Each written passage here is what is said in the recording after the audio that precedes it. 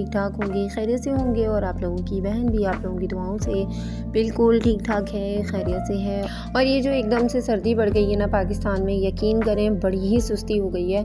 और हम जो होम मेकर होती हैं ना, हमारे लिए ये बहुत बड़ा टास्क होता है कि सर्दी में हम किस तरीके से घर का काम करें और फिर बड़े अच्छे तरीके से घर को और किचन को ऑर्गेनाइज़ करें, तमाम रिश्तों को टाइम दें और अपना ख्याल भी करें। क्योंकि नॉर्मल जो डेज़ होते हैं उसमें तो हम अपना ख्याल बहुत अच्छे से कर ही लेते हैं, लेकिन जो सर्दी होती है उसमें इतना घर का काम कर करके थक जाते हैं ना कि जब अपने लिए थोड़ा सा टाइम मिलता है तो बजाय हम तैयार होने के और अच्छे से अपने घर को ऑर्गेनाइज़ करने के, हम क्या करते हैं, बिस्तर में घुस जाते हैं। तो ये चीज़ जो है ये आप लोगों ने नहीं करनी। सर्दी में हम लोगों ने अपने घर को ऑर्गेनाइज़ भी करना है, सर्दी को भी इंजॉय करना है और अपनी सेल्फ केयर भी करनी है। क्योंकि ज़ाहिर सी बात है, सर्दी और गर्मी अल्लाह ताला ने सारे मौसम हमारे लिए ही बनाए हैं। तो हम भी अगर बिस्तर में छुप के बैठ जाएंगे घर का काम करने के बाद, तो फिर इन मौसमों को इंजॉय कौन करेगा।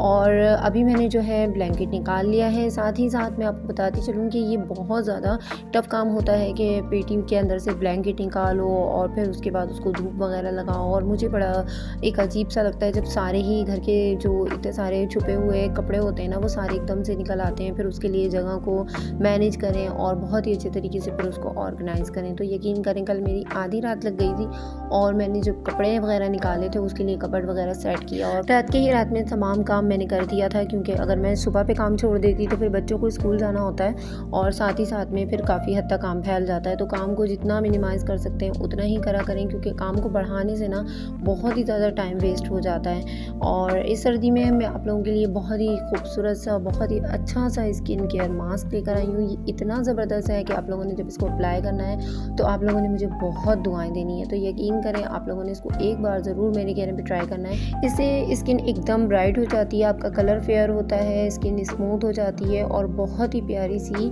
बेबी स्किन लुक आती है। तो आप लोगों ने इसको ट्राई करने के बाद जब आपने 10 से 15 मिनट इसको लगे रहने देना है, उसके बाद आप लोगों ने क्या करना है कि हल्के हल्के हाथों से रबिंग करते हुए इसको छुटा देना है और उसके बाद अपना फेस वॉश कर लेना है। और साथ ही साथ कोई अच्छा सा जो आपके डेली यूज़ में हो मॉइस्चराइज़र यूज़ कर लेना है अपनी स्किन के अकॉर्डिंग।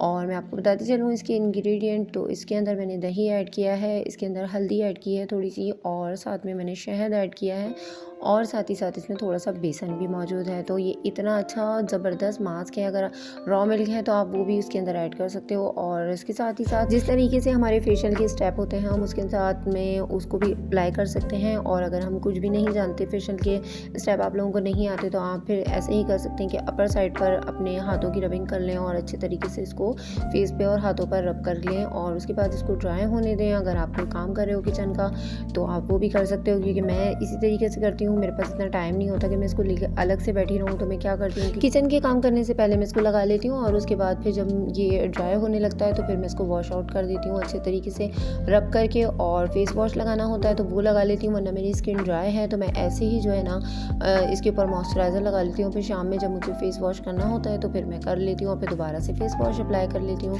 सबके लिए मेहनत करते करते हम अपनी स्किन का अपना ख्याल रखना बिल्कुल भूल जाते हैं और अपना ख्याल रखना आपकी फ़र्स्ट प्रायोरिटी होनी चाहिए। अपने लिए थोड़ा सा ऐसा टाइम निकाला करें दिन का जो सिर्फ आपके लिए अपना हो और उसमें आप जलने कुड़ने के बजाय थोड़ा सा प्रेजेंटेबल होकर सोचा करें। अच्छा, अगर मैं आपको अपनी बात बताऊं ना, तो यकीन करें मैं दिन में एक बार लाजमी तैयार होती हूँ, चाहे मैं उसमें शाम में तैयार हो जाऊँ या सुबह में तैयार हो जाऊँ। तो सुबह में जब बच्चे स्कूल जा रहे होते हैं तो अगर माँ उनको गंदे हाल में मिलेगी और बहुत ही ज़्यादा उसके बाल बिखरे में होंगे, मुँह भी गंदा होगा और उसके बाद वो खुद नींदों में होंगी, तो यकीन करें बच्चों पे बहुत बुरा इफेक्ट पड़ता है इस चीज़ का।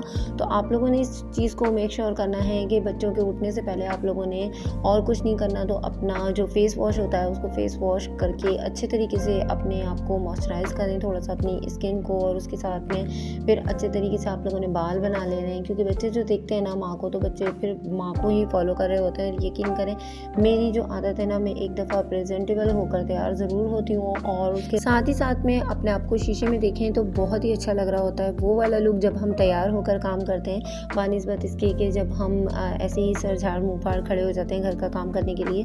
तो अभी जो है मैं अपने बच्चों के लिए बना रही थी ये कबाब, क्योंकि अक्सर सुबह सुबह में इन चीज़ों की मुझे बहुत ज़्यादा नीड होती है जब बच्चों को लंच वगैरह दिया जाता है। तो इस तरीके से अगर हर चीज़ को पहले से रेडी करके रख लिया जाए तो टाइम की बहुत ज़्यादा बचत हो जाती है और ये चीज़ें वक्त पर काम भी बहुत ज़्यादा आती हैं। कभी कभार ऐसा होता है सालन घर में वक्त पे नहीं होता और उस वक्त ये बहुत ज़्यादा काम में आते हैं। तो आप लोग भी इसी तरीके से करके रखा करें, अपने बजट के हिसाब से कुछ ना कुछ ऐसा करके बच्चों के लिए रेडी करके रखा करें जो उनको वक्त ज़रूरत दिया जा सके और बाहर की चीज़ों से हम उनको बचा सकें।